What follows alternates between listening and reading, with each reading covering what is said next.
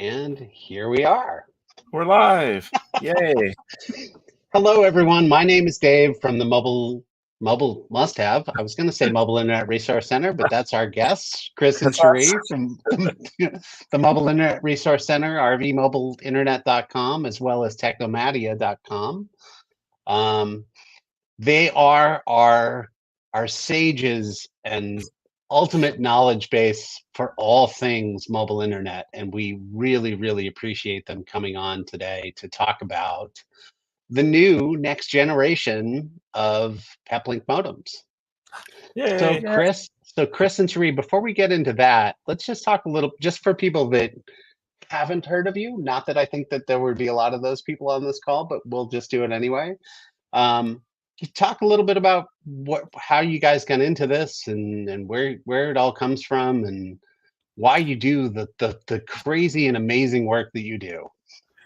Well, Chris hit the road solo in a stupid tiny little trailer without a bathroom in 2006. And I was crazy enough to join him after we met online a few months later. Yeah, because it was I had a background in Silicon Valley actually doing mobile technology, and when the Palm Pilot company imploded and I didn't want to take another Silicon Valley job, I wanted to hit the road, and I set off in a solar powered tiny little trailer with mobile internet. It didn't need a bathroom. I'm just by myself. It didn't have a refrigerator, didn't have air conditioning. I was going to go exotic places and go paramotoring, and I did not expect to meet somebody who wanted to sell our house and move into a drawer. But we clicked so strongly about just over 17 years ago. Yep. Wow! Congratulations for that too. Yeah. And I was a work from home software developer. I started that in the mid '90s. I was running my own company remotely, and I was already doing a bunch of personal travel, and working remotely, tethering off my smartphone wherever I went. So I told him I could move in with him. The new relationship energy thing kind of got over the no bathroom thing, but we were able to get the mobile internet and the power that I needed to be able to continue to support my clients remotely as we traveled. And this is 2006. This is like the dawn of 3G. We were lucky to get 3G in a lot of places. Most of the time, and it was 1XRT uphill both ways. This is really HughesNet was out there for satellite internet. We did that for a while. The ping times were crazy high.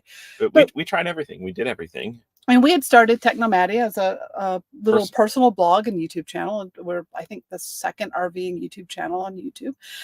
And we were just sharing, about working remotely and our travels and about other geekery like lithium batteries and solar and all this stuff. But we got so many questions about, well, how are you actually able to work online from the middle of all these places? That how are you getting connected? And in 2013, my father passed away, and I had run the software business with him, and I had decided that I was not going to continue the software business without him anymore. So we took a hiatus. We actually were supposed to go on sabbatical for a year.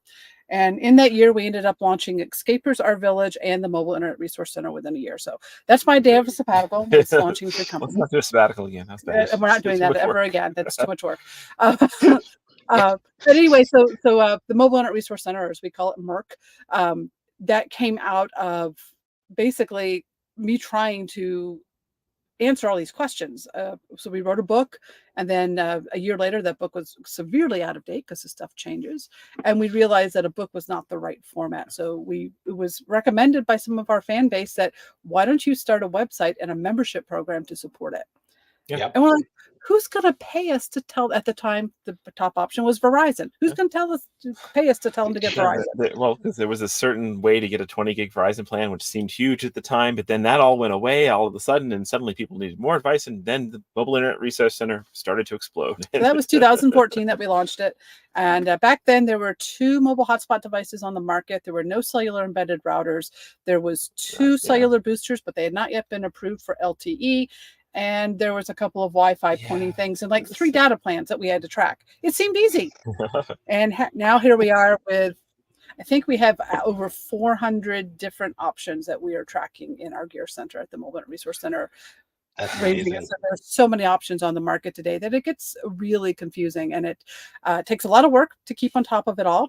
We now have a team of 8 of us that do it, and I see Andy McNabb is in the chat room. He'll be Yep. fielding Hi, some questions Andy. for folks. Just want to wave hi to him. He's going to help us and moderate the chat if you're on YouTube. So Yep.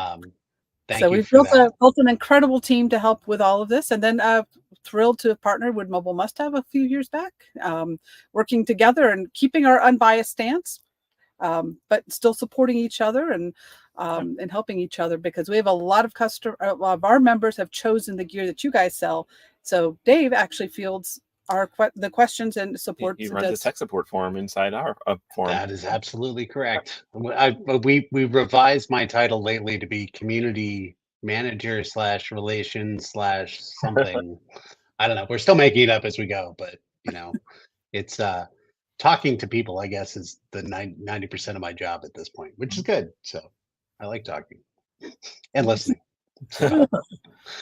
But so that brings us to today, which is we launched the BR1 and BR1 Pro and the BR2 Pro, I think last year, but now there's now there's a new version with a new chipset.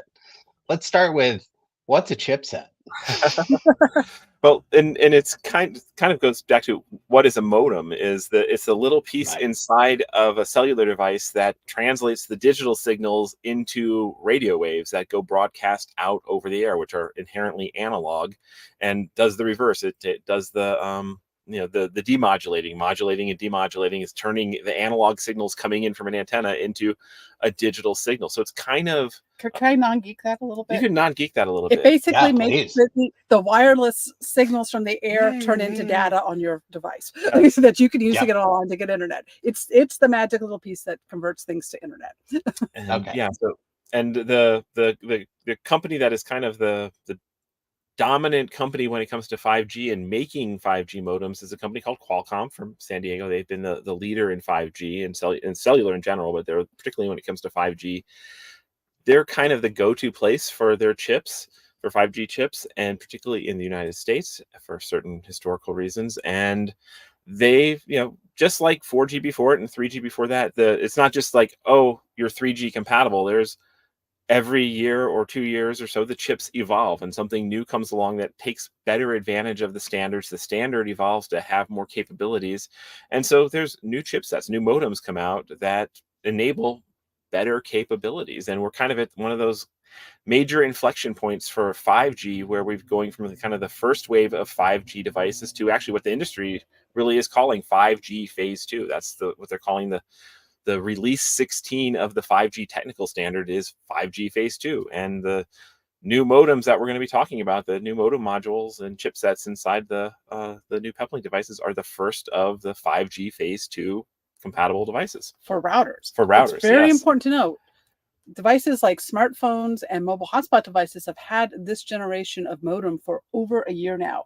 Routers at enterprise level, what like Peplink specializes in, they always will trend a year or two behind the consumer market in this sort of technology. Number one, they're dealing with a enterprise customer who needs stability. They have to be rock solid.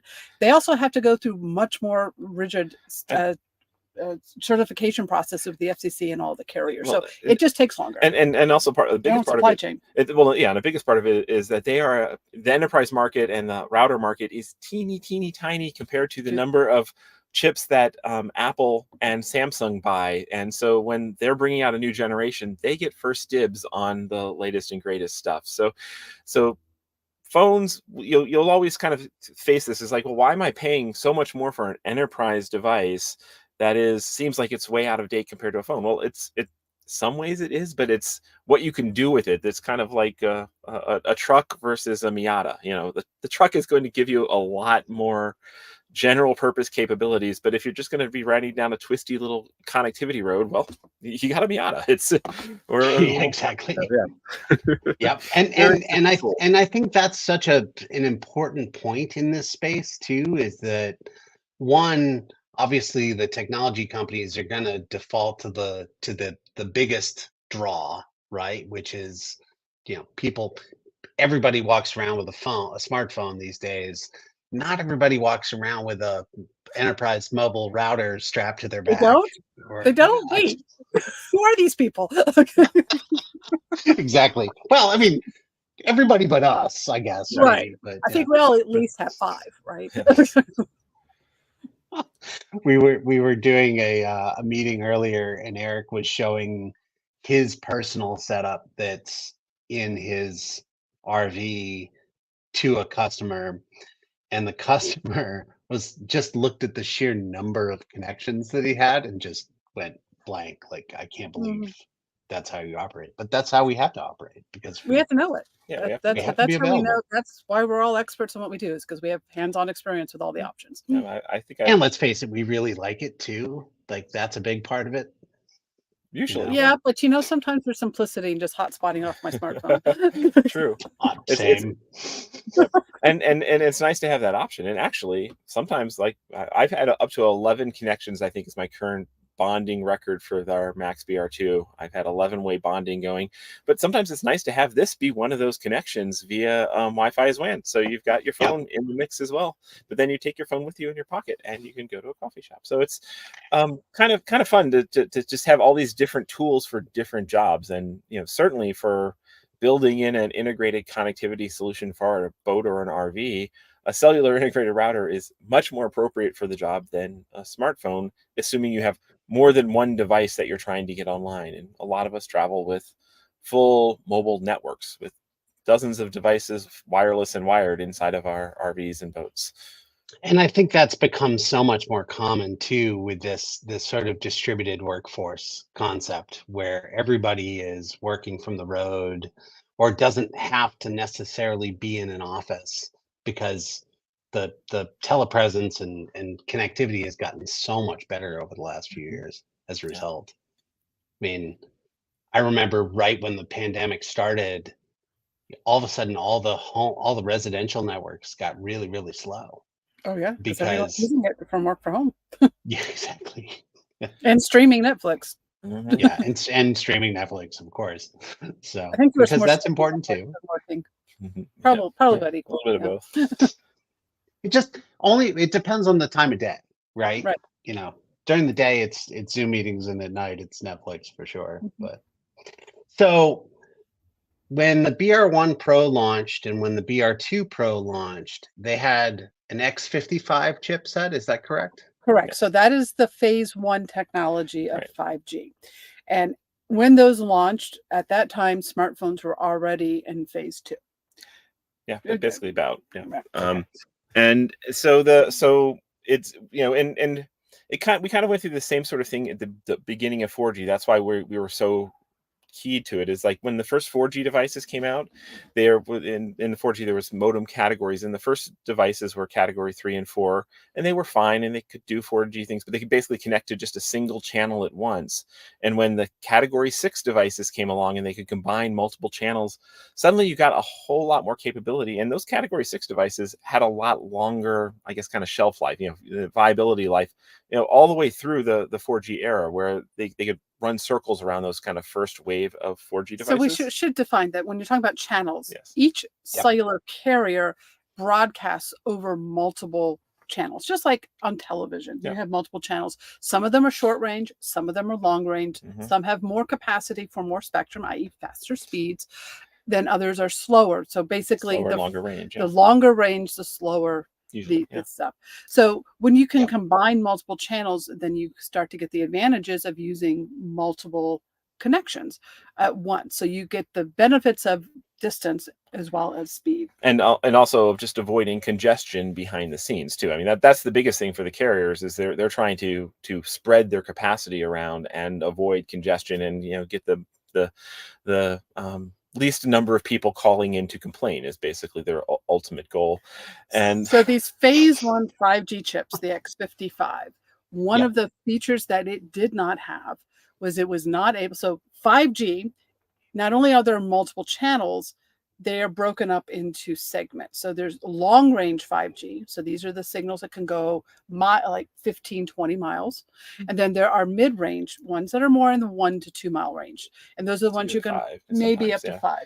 So they're broken up into mid-range and long range. And then there's also millimeter wave, which is like super short. That's what you find in an airport or stadium. Us nomads, we just forget millimeter waves out there. It's Us just city folk, we get the millimeter wave stuff where I Yeah. can hold it out and get a gigabit speed on my Right. phone.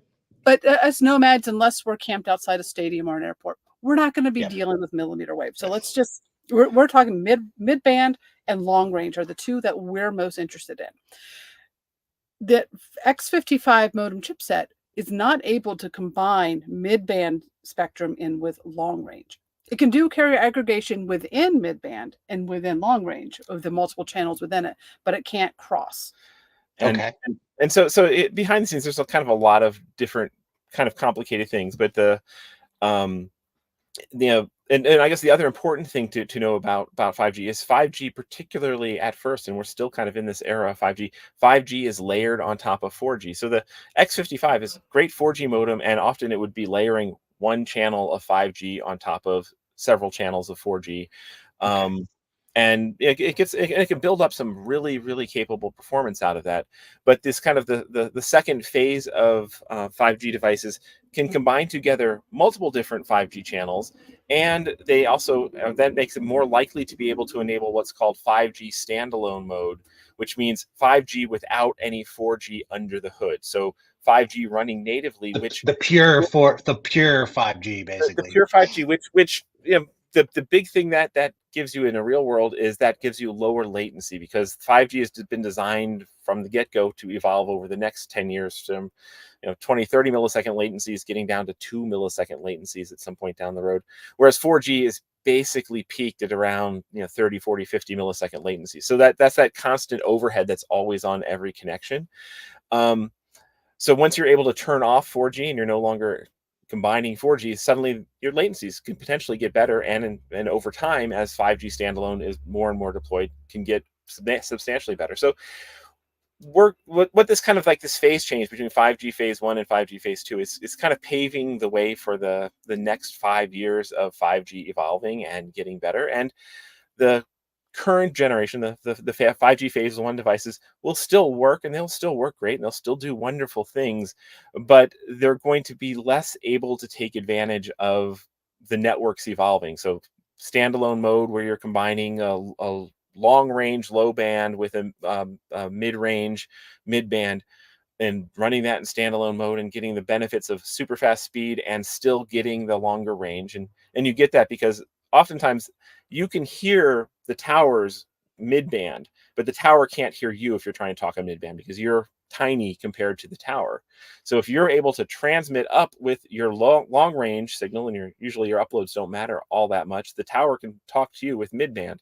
So that's a great thing to be able to combine low band and mid-band. You get the long range talking back to the tower, and you get the fast with the tower talking back to you.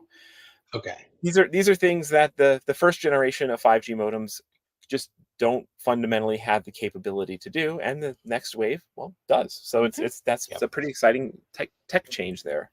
The other thing that the X55 did not have is AT&T's N77 use. They bought a whole bunch of spectrum, which has been called by analysts Andromeda. It has no official name. This was defined. Andromeda is a good name for it. Yes, it works. It's one of my favorite galaxies. Yes, exactly. So this spectrum was defined after the X55 chipsets came out. So they're only built into the phase 2 and above chipsets. Now, why is this important? Because that is where AT&T is going to be deploying their mid-band spectrum. Yeah. Is that important today? Not so much. I mean, this is our coverage app that we wrote. You got to zoom in a lot to see AT&T. Yep. You see those little blue dots there? Those are the only places as of about a week ago when we pulled these maps down that AT&T has mid-band spectrum. They only really started deploying it about late last 2022.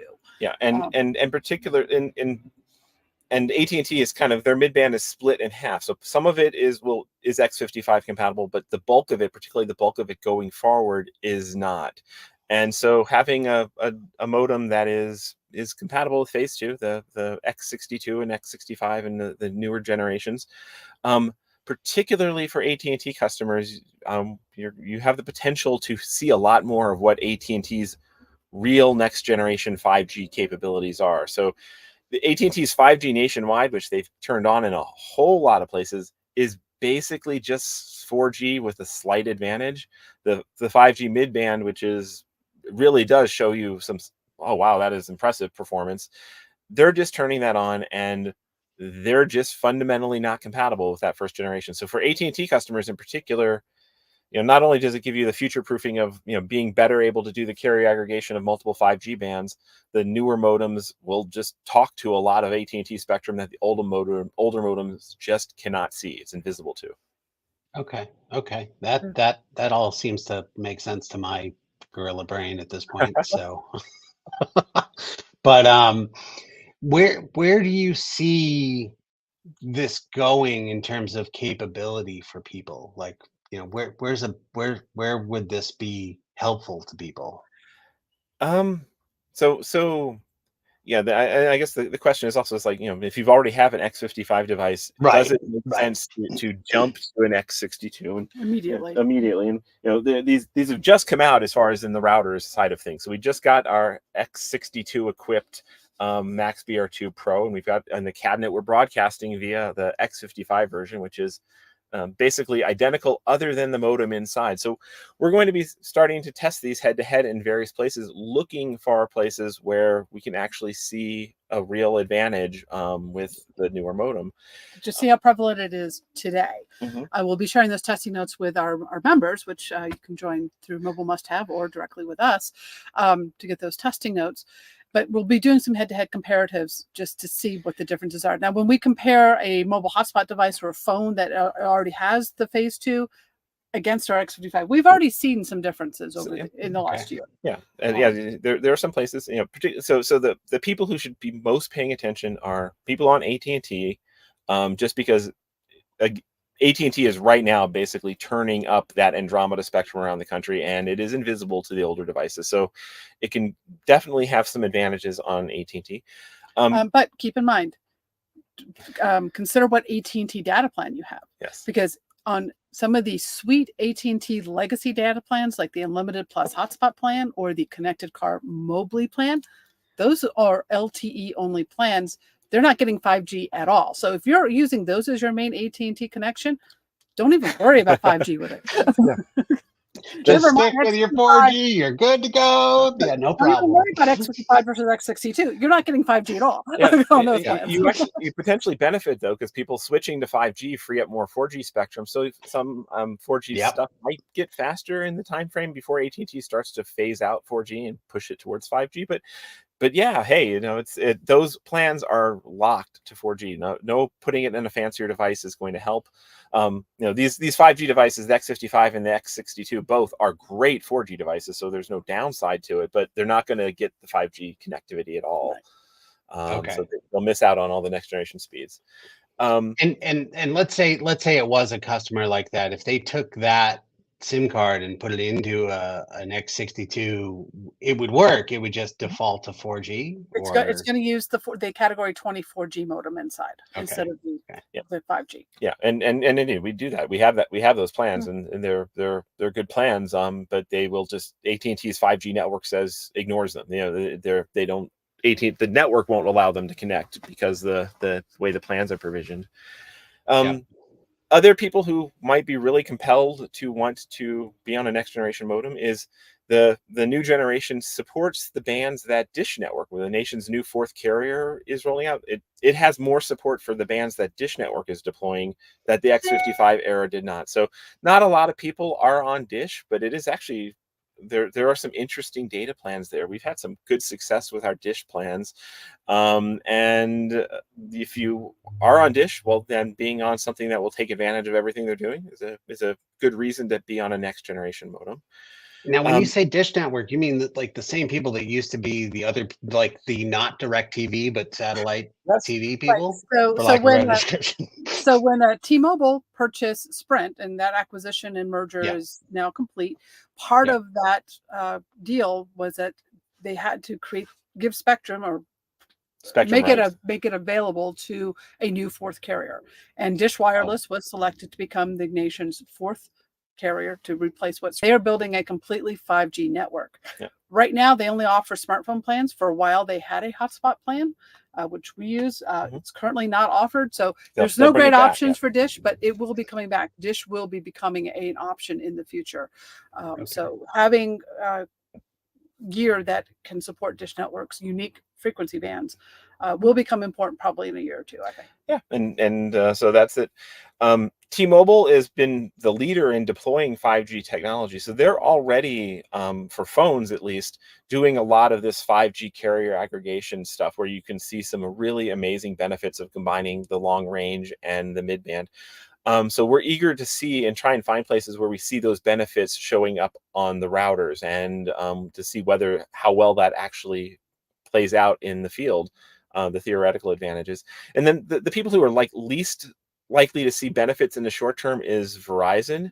Verizon has got a really great 5G network, but most of what they've deployed so far, the X55 is very, very well suited for. So you're probably, and we're going to be looking to see the real world differences, because the newer modems do have other advantages around being more sensitive and stuff like that. But theoretically, on paper, Verizon has the least current day benefits to be seen from potential new modems.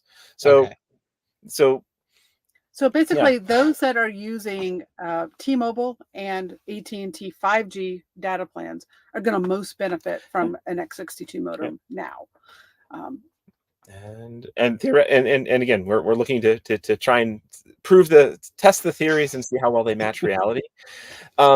That's I think the thing that we love the most about you guys is that you fall under that same concept of trust but verify that I was always taught as a kid through science class and stuff like that, and the fact that you put all of this into real world practice and testing it out in the real world in all of your various modes of transportation, boats, vans, buses. I think it's phenomenal. So it's very, very cool stuff.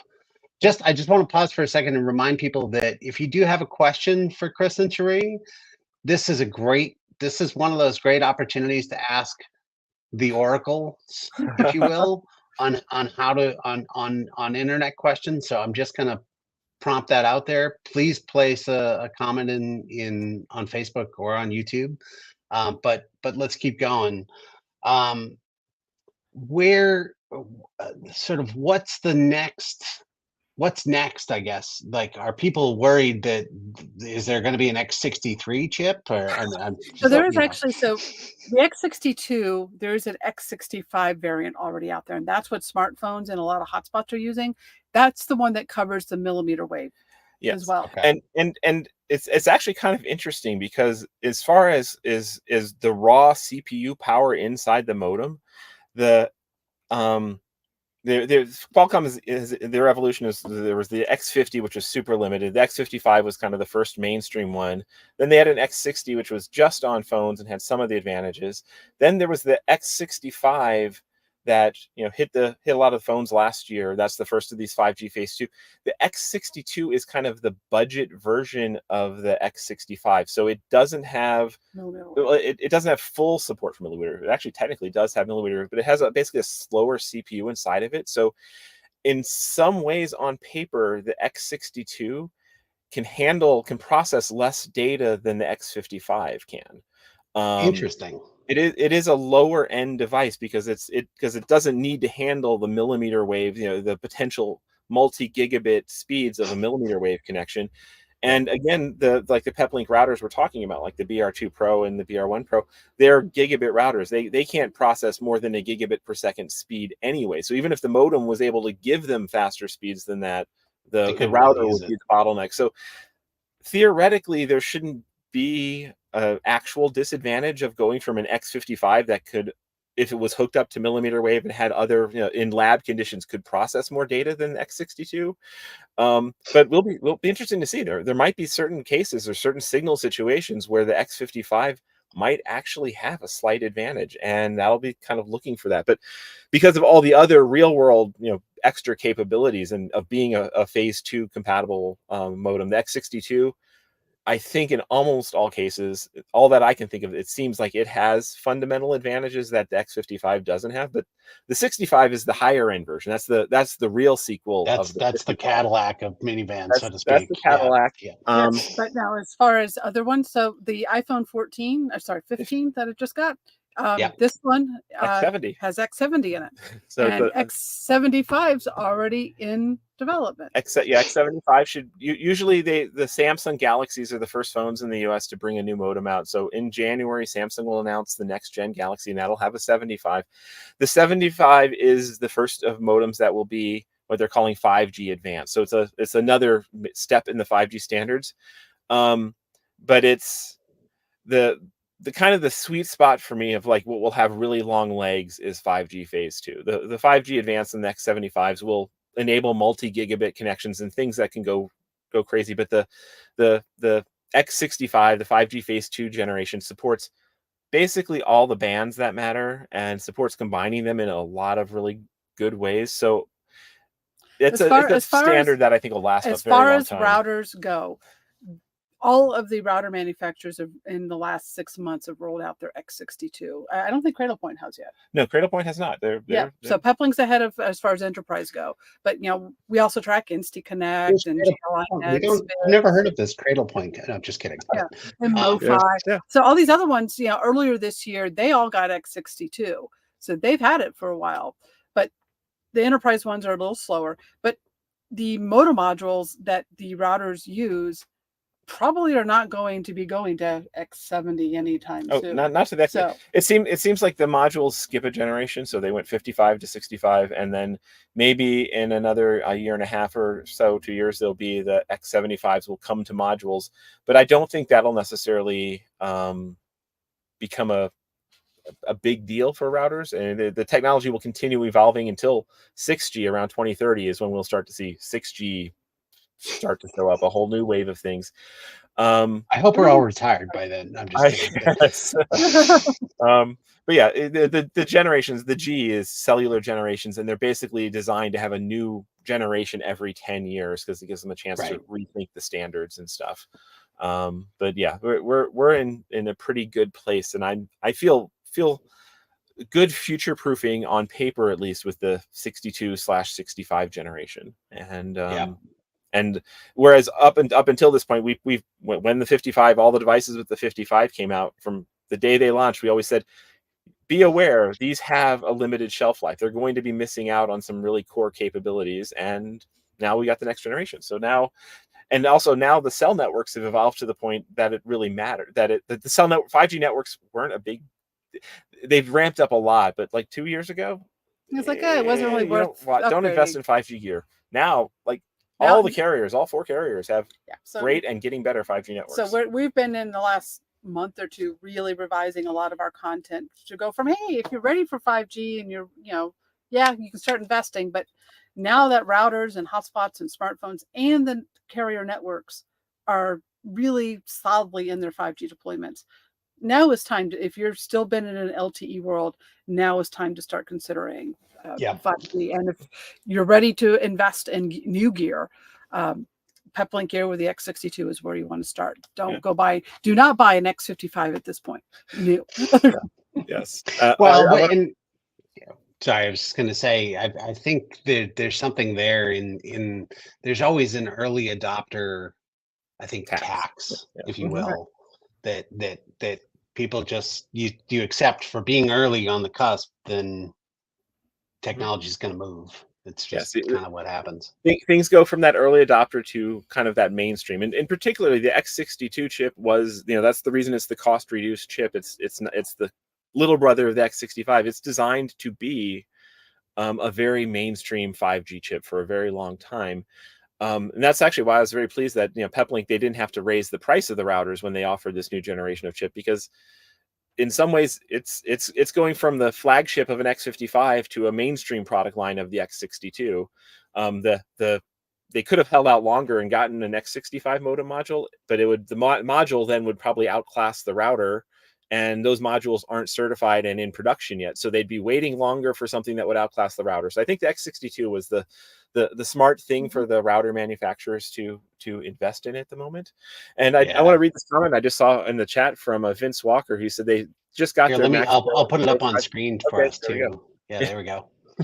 He went on AT&T and T-Mobile. They were getting 80 to 90 megabits per second down with their old one, and they went to 625 down and 28 up. So just keep in mind that was going from a Cat 18, so a high-end LTE router, to going to the X62. So. Yes. Yeah, that's a big jump. Not that 80 to 90 is anything to be upset about. but you feel I mean, that's splitting hairs, if we will. Yeah. I mean, I remember the early days of Wi-Fi with 802.11b, and you were lucky to get 5 megabits over Wi-Fi, let alone cellular. So, So it's the technology has evolved quite a bit, and particularly if you're coming from 4G, you can see some dramatic jumps going to LTE. If particularly pay attention if there's mid-band deployed in your area and you're able to tune into those mid-band signals. We're next place we're going to aim to do some testing. We're trying to find a place that has mid-band on all the carriers, and I think Las Vegas we might be able to find some near there. So those are the places we're hoping to most likely see some real-world X55 versus X62. So you're saying when we head to Death Valley, we're not going to get mid-band spectrum? Death Valley will be just using Starlink in the next few days. Yeah. There's something about those canyons don't really play well with cellular, right? That's where Starlink comes into the mix, and that's where it's really nice to have a router that can combine satellite with cellular, because that gives you the amazing punch. And particularly for uploads where Starlink is often very marginal, you get the great Starlink downloads and the great cellular uploads, and suddenly you're really able to get some work done. Yeah. or some Netflix streamed. So let's see if we have any other questions here. There's a question from Dumpson at 117. He had a question about NSA versus SA. Yeah, that's a great, there we go. Yeah, no, the NSA, so 5G NSA means that the government NSA is listening to all your connectivity. No, not that NSA. And it's not no strings attached. And it's not no strings attached. That is the kind of the two different. When 5G actually first launched, the standard wasn't quite ready to exist without 4G. So 5G NSA means non-standalone. It's 5G is sitting basically like a turbo layer on top of 4G, and 4G is actually primarily your uplink. Your uploads are all still happening over 4G. In NSA at the very beginning was 4G was upload, 5G was download, which is fine, but it does have all that extra latency because 4G just it wasn't designed as a low latency protocol. Yeah. And it does require basically 2/2 of the modem to be active and working together, and it's whatever. It's fine, but SA 5G standalone is letting the 4G half of the modem completely go to sleep, which can be more power efficient. It allows for lower latencies, and all the carriers will eventually be turning on 5G SA. Right now, T-Mobile does support it. They support both NSA and SA connections. I don't think AT&T I've heard a little bit of Verizon testing happening with SA. I don't think AT&T has started doing any deployment of SA yet. Dish Network is SA to begin with because they're 5G only. They're starting from scratch essentially. Yeah, they're starting from scratch. So this is a kind of a long-term thing, and the X55 supports both NSA and SA, but in SA it can't combine different bands together in nearly as the same way the X62 can. So in some ways the X55, I often, when it connects via SA, the PepLink firmware lets you specify saying SA only, and you can do that on T-Mobile and force an SA connection and stuff, but you can't force NSA only. And sometimes I'm like, no, the SA is actually not good because it's an X55 and I'm not getting the combination of the low and high band. I'd rather be 4G plus 5G, and you can't force that. And I've suggested to PepLink that they add one of those selections be no, force NSA. Don't disable the 4G modem, even if the network is saying switch to SA. So yeah, that's just different phases. SA is the future, but it's but there's a transition phase. It's definitely a transition phase. I think that's a good thing to highlight, though, is the relationship from a listening point of view. I think Peplink really does listen to you guys as subject matter experts in this space, and us too from that standpoint. But they have made tweaks to either firmware versions or different things based on suggestions that you guys have had. Mhm. I don't think a lot of people really know that. So No, we have And a a lot of our member feedback. So when our members, yeah, we see our members asking about features or complaining about things in our forums or in our webinars, we take it to Peplink. They actually have a monthly call with us where Chris gets to tell them what to do. And and you do too. I do too. But I'm genuinely impressed with that. They not only listen and ask for that feedback, but I would say 95% of the things we ask for, they do. So it's which so is like, I'm cool. not getting paid for this, Yeah, but they listen to our members. They definitely do. we are advocates for our members and having the Yeah. best connectivity experience. So companies that are willing to listen and we give them advice. revise their products for what consumers want. and We're all for they that. tend to really appreciate our real world experience because we use products very differently than enterprises do. RVers and cruisers are often in very fringe areas and are willing to spend time tweaking their connections to try and do whatever it takes so that they can work from a beautiful place like the base of a mountain or in a canyon or some remote national park or forest. And so we Or Death we really, Valley. or Death Valley, which if there, yeah, there's no cell towers there, so you can only go so far. We decided not to go into Death Valley today so that we could do this. So we didn't risk I it. appreciate that as the the crazy person running these streams. So thank you. There was another question here. Recommendation for Canada Cellular. They have a PepWave with a SIM card. I mean, I know you guys have a pretty decent forum in terms of our set of posts about different data plans in Right. different So countries. but- rvmobileinternet.com/Canada is our guide, is our member guide to the options in Canada. So it really just depends upon how long you're going to be up there, what data plans you have. There's some that roam, like a lot of AT&T plans do roam. Our members have access through Mobile Must Have a Canada option now. Yeah, that's actually a good And then plan. really the easiest thing is Starlink. Yep. Starlink mobile plan is the best because then you don't have to worry about the Canadians' limited cellular footprint. Yeah, that's a good way to look at it. I mean, the Starlink, the fact that it can sort of cross borders by default because it's not But on the tied mobile to plan it. only on the mobile plan. If you're on this, we use the standard plan by default to get the higher priority data. So that only works in the US. Yeah, Starlink has made things complicated. There's different tiers of plans, and we've got guides and videos going over all the tricks of Starlink and picking your plan. But yeah, for moving between Those US are, those are guides, by the way, that I reference pretty much weekly, if not daily, sometimes talking to our customers, trying to help them pick the right thing. So right. So we actually, so they said that they were going to look into Starlink. So we have a brand new guide that we just refreshed last week in a video series on Starlink at rvmobileinternet.com/Starlink. So all the latest information is there as well as the plan options. Perfect.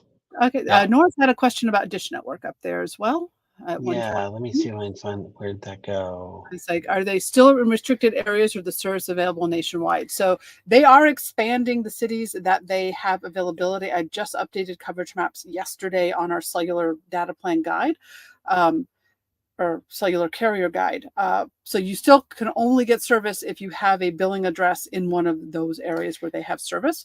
But when you are traveling, they are currently roaming without limitations everywhere onto AT&T and T-Mobile. So yes, so Dish is that's kind of Dish now. They no longer have the data only plans because they're waiting for a new hotspot to come out that supports their oddball bands and to have some more capability than the first ones they were selling. But since we did get a hotspot plan and we have it in our Peplink router, and it's become one of our favorite plans because it's $20 a month and it roams onto AT&T, and it often goes faster than AT&T native plans because our AT&T native plan is a speed cap plan because that's where their business plans are, and the Dish plan is not speed capped. So it has been kind of, I feel like I'm almost cheating Dish of We like, are, because we know they are paying $1 to $1.50 per gigabyte Yes, when roaming. they're And our paying- $20 plan, that is not sustainable. But you know what? They have not capped it yet. Yeah, so they have not Wow. figured out how to cap their roaming, and so if you do get a Dish plan, their network is still, it is being put together with duct tape and baling wire, and it is But on 5G. And but- hopes and dreams. Yep.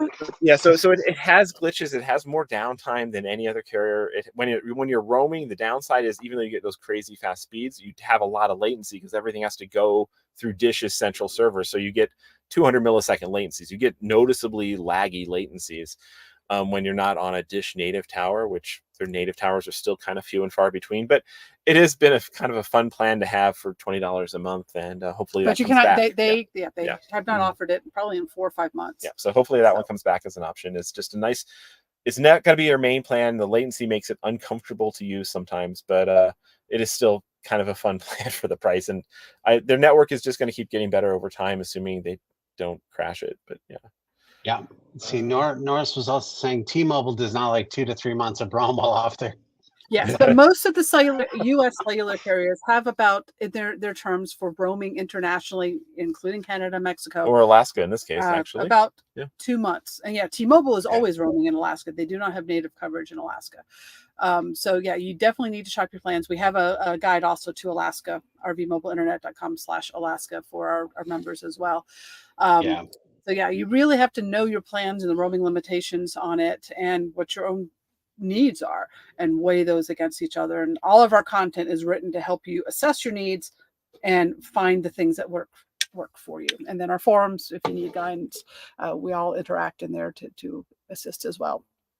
Yeah. And then we do have a comment here from Rural Internet Prepper that I think is funny.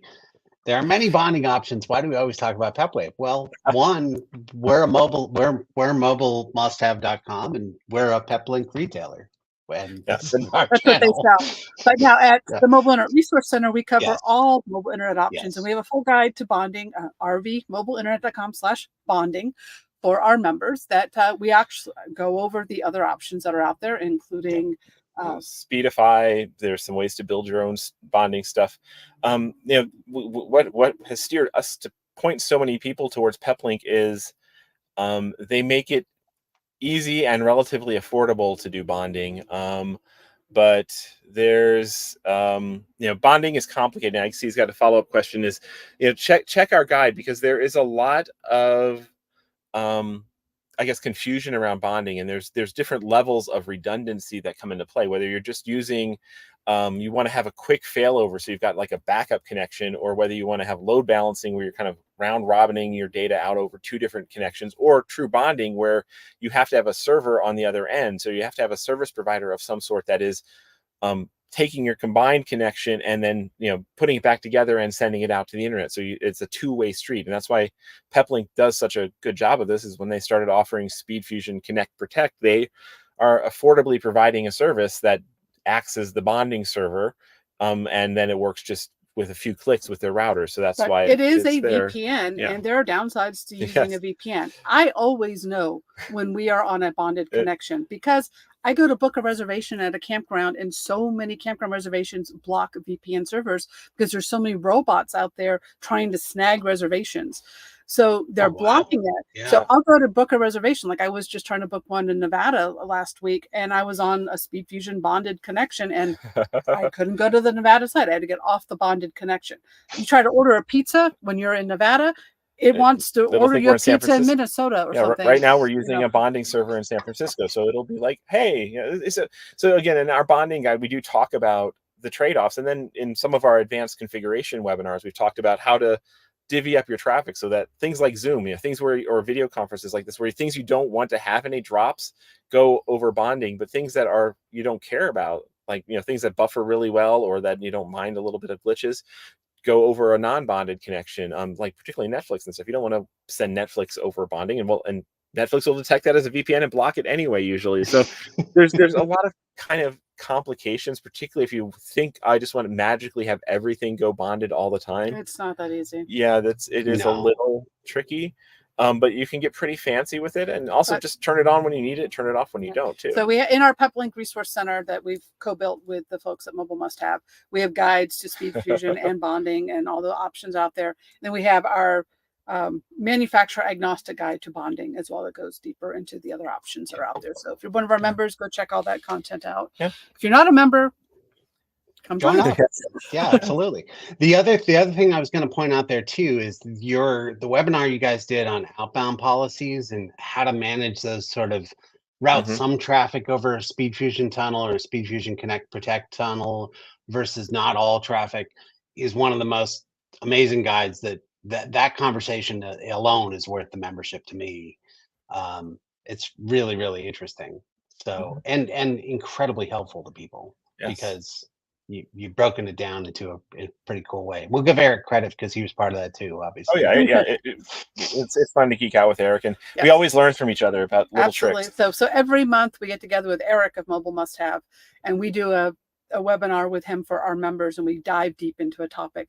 The topic that we'll be covering in November is, I'll be doing that with Eric, we will be discussing all the current PepLink router options that our audience tends to gravitate towards and how to choose the right one for you. So whether you want a single 5G, a dual LTE, or a dual 5G, how do you balance what is, and also the balance. How do you balance the right option for you, cost versus features? So we'll be tackling that topic in November.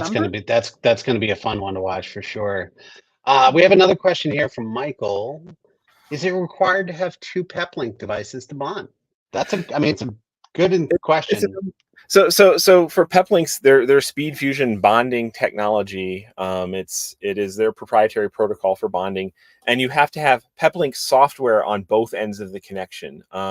Whether that is your PepLink router in your RV or your boat, and you can actually, if you know how to host a server, you can run PepLink SpeedFusion's Cloud Solo and host your own server somewhere on the internet to be the other side of the connection.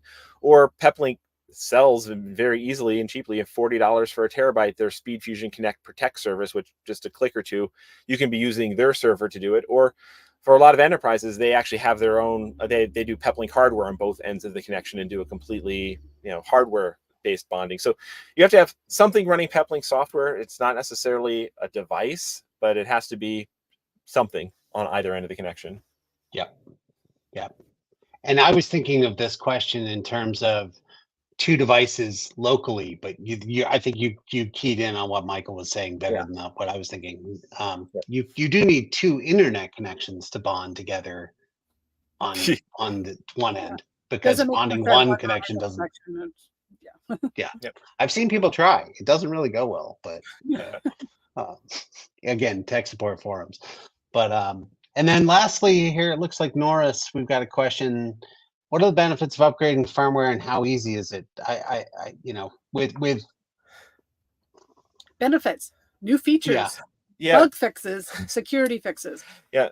We for every major PepLink firmware update, we do have a news article. We just did one for 8.4, which just came out, which has kind of marginal new features for most of our audience, but 8.3 that came out early in 2023 had a ton of great features. So, check the articles about any updates, and particularly if you're sensitive, wait a few weeks after a new update comes out to see if they have a 0.1 update or quick bug fixes that go on top of any major update. So they tend to go into beta, and I know the Mobile Must Have team and us, we're on the beta. We're going through every of the release candidates. Chris is constantly sending them bug reports as well as others, and they do release those betas out to public. And we usually have a member forum thread where people are talking about the new features, and PepLink's forums do as well. So they do a really good job of trying to get them stable, but technology. And it's just I guess one pro tip for avoiding breaking a router, because anything upgrading the firmware, bad things can happen if the power goes out while the firmware upgrade is underway, or your connection drops while your firmware's update is underway. That never happens in a mobile environment. Yeah. So save your firmware updates for when you have reliable power and reliable internet. 99% of the time, if something goes wrong during a firmware update, nothing bad happens. But that 1% of time, if your router is new enough, you'll be a warranty claim, or it's actually less than 1% time. It's pretty rare, but you'd never want to tempt the fates when it comes to firmware updates, particularly on a device you rely on. So make sure you've got reliable power and connectivity. And then I think pretty almost all the time firmware updates tend to work out just fine. Yeah, and those are the principles of risk mitigation. I think go really well with firmware updates. I think it's also cool to note that most PepLink routers, if not all at this point, have a feature where they'll save the last firmware that you applied as an option when you go to the reboot menu. So let's say you make the jump to 8.4 and it doesn't work or something, you get something, as long as you can get back to that interface, you can roll it back pretty quickly. You can also do it through in control too, which is such a great feature. But so that's basically the advantages there. Very cool. Well, this has been so much fun. I really love the fact that we could get together and talk like this, and thank you so much for taking the time. I think we already know there's going to be a follow-up to talk about all your findings in the months ahead too. So we're going to have you guys back as often as and if you're one of our members, you can follow along. Chris is doing updates to it almost at every stop. And I got a thread of some interesting tips I've already figured out with the X62 from our first place, and now we've got to go find some other interesting places. So check the forums for that, and then once they're digested, they'll percolate out into the public content. And we also have the BR1 Pro 5G, and our team member Dan Hemming, he has that, and he's doing some testing to the Transit 5G. If you remember that device from many years ago. So he's got that one, and he's also got a Transit Duo LTE device. So he's testing it against those as well for us in the field. And so between the two of these geeks, they'll be able to be sharing a lot of testing notes. Also, our antenna guru, Andy Hall. We have a lot of Andys on our team, on our collective Plus, team. we've got our Andy too. I mean, a lot of Andys. So our antenna guru, we have a dedicated antenna guru. So he goes in with a spectrum analyzer and looks at stuff. Mobile Mess have just sent him the new PepLink 82G and the Pyrenees, the Parsec Husky, which are both designed to go with this. You see all these antennas here? It takes a lot of antennas to do a dual 5G device. You know, two 4x4 5G antennas plus two Wi-Fi antennas plus GPS. So that's 11 antennas hook up to the back of this. And you know, if you want to hook it up to the roof, the 82G is now an antenna that has all of that in one roof antenna with just a lot of cables coming down. The Parsec has offered their version of the Pyrenees for quite much longer that Mobile Must Have has been selling. So now there's two options. There's two 8x8 cellular antennas on the market. So Mobile Must Have has been very transparent and given us samples of both for our antenna guru. He'll be dissecting them and looking into them and giving some feedback to our members as to which one is going to give better performance. And really, antennas come down to which one can you install easiest on your and what looks best. I think that's and what looks cool. Yeah, absolutely. I mean, that's like half of my experience with everything. Aesthetics count more than performance, right? Very good. Well, thank you again so much. We really do appreciate it. And we'll catch you guys on the road. We can't wait to hear the next report. All right. Awesome. Thanks for having us, Dave. It's great to geek out together. Absolutely. Thank you. And we'll see you guys next week when we're going to talk about some really interesting products from a company called Icotech that are going to make it a lot easier for people to install a lot of these great antennas. So that's going to be our feature next week with Eric or Andy or both. Maybe we'll see which of the cats we can herd into the live stream here. But thank you all very much and have a wonderful afternoon.